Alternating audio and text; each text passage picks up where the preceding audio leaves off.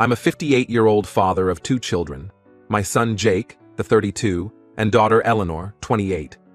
They used to be close growing up, but had a major falling out about 6 years ago. My wife Sarah and I never found out exactly what happened, but it was bad enough that they completely stopped speaking to each other. Jake and Eleanor were always different, even as kids. Jake was outgoing and athletic, captain of the soccer team in high school.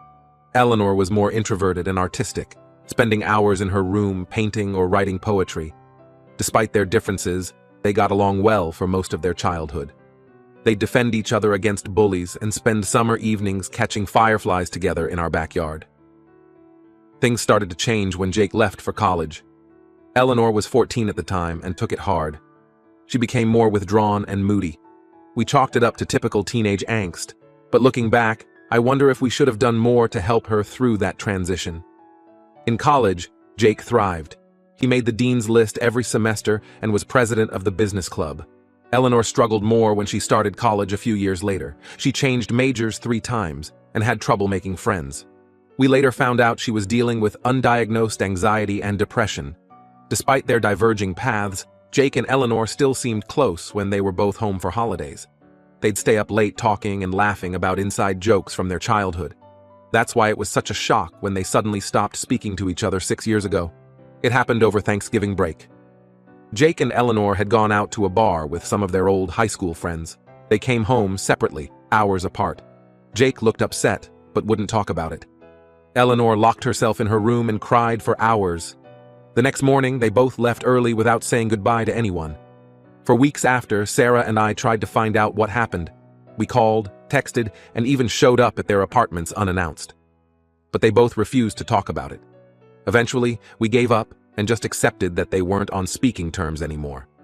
At family events, they'd completely ignore each other. It was awkward, but we learned to live with it. Sarah and I would run interference, making sure they were never seated at the same table or left alone in a room together. It broke our hearts to see our once close children so estranged, but we felt powerless to fix it. About 3 years ago, Jake met his now wife Emma. They were introduced by mutual friends at a charity gala. Jake called us the next day, excited in a way we hadn't heard in years. He said Emma was brilliant and beautiful, a pediatric surgeon with a passion for volunteering. They hit it off immediately and got engaged last year. Sarah and I really like Emma. She's smart, kind, and seems perfect for Jake. We were thrilled when they announced their engagement. Emma made an effort to get to know us, coming over for Sunday dinners and remembering little details about our lives. She even helped Sarah plant a new flower garden in our backyard. Eleanor has been living abroad for work for the past few years.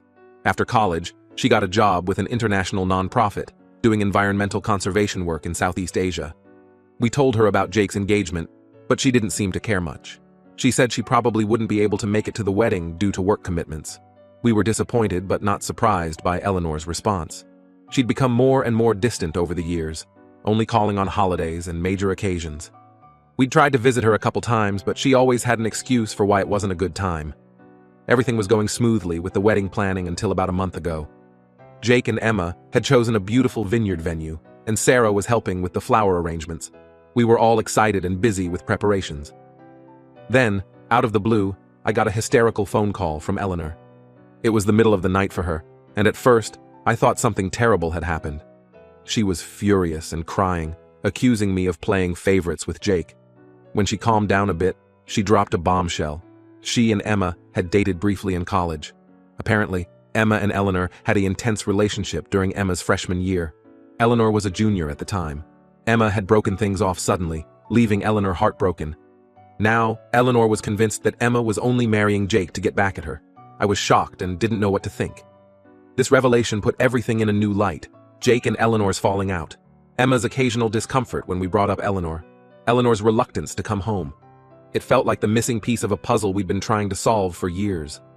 Eleanor demanded that I stop the wedding and disown Jake unless he broke up with Emma. She said if I didn't, she'd take matters into her own hands. Her tone was scary. I'd never heard her sound so unhinged before. I told her she was being ridiculous and hung up. Over the next couple weeks, Eleanor kept texting me threats about ruining the wedding. She said she'd expose Emma as a lying cheater and make sure Jake knew the truth about his fiancée. I didn't tell anyone about this, not even Sarah. I figured Eleanor was just upset and venting, and that she wouldn't actually do anything since she was in another country. I did try to reason with Eleanor via text. I reminded her of how close she and Jake used to be, and how happy Emma made him. I suggested that maybe there had been a misunderstanding, and offered to mediate a conversation between her and Emma. But Eleanor wasn't interested in talking it out. She just kept making threats. Finally, I warned her that if she tried anything, I'd cut her off completely, financially and emotionally. This seemed to quiet her down for a few days, and I breathed a sigh of relief. I convinced myself that the crisis had been averted. The day before the wedding, Sarah and I arrived at the venue early to help set up. The vineyard looked beautiful, with fairy lights strung between the trees and flowers everywhere. But when we walked into the reception hall, my heart stopped. Someone had spray-painted "Homewrecker" in huge red letters on the wall behind where Jake and Emma were supposed to say their vows. I knew immediately it was Eleanor's doing. In a panic, I quickly arranged to have the graffiti covered up before anyone else saw it. I told the venue staff it was a prank by some local kids and paid them extra to keep quiet about it. I didn't tell Sarah or anyone else what had happened. The ceremony went off without a hitch and no one was the wiser. Jake and Emma looked so happy as they said their vows. Sarah cried tears of joy. I felt guilty keeping this secret, but I told myself it was for the best. Why ruin their special day? It wasn't until after the reception that Jake and Emma asked about the strange backdrop we'd used for the ceremony. They'd noticed it looked hastily put together and didn't match the rest of the decor. I knew I couldn't keep lying, so I finally came clean and told them everything. Eleanor's phone call, the threats, and the graffiti. Jake and Emma were upset, but thanked me for protecting them from the drama on their wedding day. Jake said he'd had no idea about Eleanor and Emma's past relationship. Emma was quiet, looking guilty and scared. Sarah, on the other hand, was furious with me. She said I should have told everyone as soon as Eleanor started making threats. She accused me of having a savior complex and always trying to fix things myself instead of being upfront. She brought up other instances from our past where I'd tried to handle problems on my own without involving her. We got into a big fight about it. Sarah thinks I put Jake and Emma in danger by not warning them. She said Eleanor could have done something much worse than graffiti and we would have been unprepared. I maintain that I was just trying to protect them and ensure their wedding wasn't ruined. It's been days and Sarah is still angry with me. She's sleeping in the guest room and barely speaking to me. Jake and Emma left for their honeymoon, and I'm worried about what they'll come home to. I feel like I've ruined everything by trying to keep the peace. I truly thought I was doing the right thing, but now I'm second-guessing myself. Did I handle this all wrong? Should I have been more upfront from the beginning? I'm lost and don't know how to fix this mess I've created. So Reddit, Aita for not telling my son about his sister's threats before the wedding. Update. It's been about 2 weeks since my original post, and a lot has happened. First, I want to thank everyone for their feedback. Reading through the comments made me realize I needed to have an honest conversation with Sarah about everything. When I finally worked up the courage to talk to Sarah, she revealed that her anger wasn't just about this specific incident. Apparently, I have a long-standing pattern of trying to fix things on my own without communicating. She brought up several examples from over the years that I hadn't even realized were issues. One instance she mentioned was from when Jake was in high school. He was struggling with calculus, and his grades were slipping. Instead of discussing it with Sarah or Jake's teachers, I spent weeks secretly tutoring him after school. I thought I was helping, but Sarah felt left out of an important parenting decision. Another example was when Eleanor was having trouble making friends in middle school. I arranged playdates and sleepovers without telling Eleanor, thinking I was solving the problem. But it just made Eleanor feel even more socially awkward and pressured. The most significant example was when Jake and Eleanor first had their falling out 6 years ago. I tried to trick them into reconciling by inviting them both to dinner without telling them the other would be there. It backfired horribly. Eleanor left in tears, and Jake didn't speak to me for weeks. Sarah was furious with me then too, but I didn't see it as part of a larger problem. Hearing all this made me realize that Sarah was right. I do have a tendency to try to handle everything myself. I've always seen it as my job to protect my family and solve problems. But I now understand how my actions have often made things worse. I apologized to Sarah and promised to work on being more communicative going forward. After clearing the air with Sarah, we decided to reach out to Jake and Emma. They had just returned from their honeymoon, and we invited them over for dinner to discuss everything that happened. When they arrived, I started by apologizing for not telling them about Eleanor's threats sooner.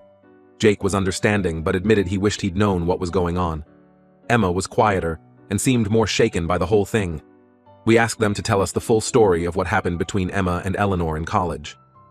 Emma explained that she and Eleanor had met at a LGBTQ+ student group meeting during Emma's freshman year. Eleanor was a junior and took Emma under her wing, helping her navigate coming out and college life. Their friendship turned romantic after a few months.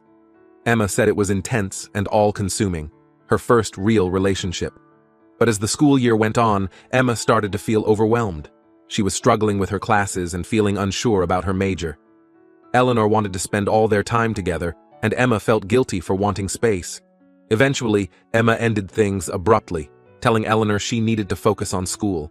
She now realizes how hurtful that must have been for Eleanor, but at the time, she was just trying to stay afloat. Emma lost touch with Eleanor after that. She changed her major from pre-med to business, which is how she eventually met Jake years later at a networking event. She had no idea Eleanor was Jake's sister until they'd already been dating for months. Jake said he knew Emma had dated women before him, but she never mentioned names. He had no clue about the connection to Eleanor. When he finally figured it out, he advised Emma not to reach out to Eleanor, given how volatile their relationship had become. Learning all this made Sarah and I realize how little we really knew about our children's lives. We felt like failures as parents for being so out of touch. How had we missed so much? Jake and Emma told us they're planning to file for a restraining order against Eleanor. Apparently, she's been sending harassing emails and messages on social media, not just to them, but to their friends and co-workers as well. They're worried about what she might do next. Sarah and I are heartbroken that it's come to this, but we understand their decision. We told them we'll support whatever they need to do to feel safe. Part of me still wants to try to reason with Eleanor, to find a way to bring our family back together. But I'm learning to accept that I can't control or fix everything. As for Eleanor, we've decided we need to cut contact with her for now. Her behavior has become too erratic and destructive. We're looking into options for getting her professional help, but we can't force her to accept it. It's painful to feel so helpless when it comes to our own daughter. This whole situation has been eye-opening and painful. Sarah and I are in counseling to work on our communication issues. We're also trying to rebuild trust with Jake and Emma. It's a slow process, but I'm committed to doing better for my family. I know now that I should have handled things very differently from the start. I'm working on breaking my habit of trying to fix everything myself. It's not easy to change patterns that have been in place for decades, but I'm trying. I just hope it's not too late to repair the damage I've done. Update 2. It's been about a month since my last update. Things have calmed down somewhat, but we're still dealing with the fallout from everything that's happened. Jake and Emma did end up filing for a restraining order against Eleanor. The hearing was last week, and it was granted. Eleanor didn't show up to contest it, which honestly was probably for the best. The judge reviewed the evidence of her harassment, the threatening messages, the wedding vandalism, and some disturbing posts she'd made online about Emma, and quickly ruled in Jake and Emma's favor. We haven't heard directly from Eleanor since before the wedding. However, we found out through mutual acquaintances that she's been telling people a very warped version of events. She's claiming that Emma stole Jake from her, and that we've all conspired against her. Some distant relatives have been calling us, confused and concerned about what's really going on. It's painful to hear how delusional Eleanor has become. Sarah and I have been struggling with guilt, wondering where we went wrong as parents. We've started seeing a family therapist to work through some of these feelings. The therapist has been helping us understand that while we may have made mistakes, Eleanor's actions are her own responsibility. One thing that's come up in therapy is how differently we treated Jake and Eleanor growing up. We always thought we were being fair, but looking back, we can see how we may have favored Jake unintentionally.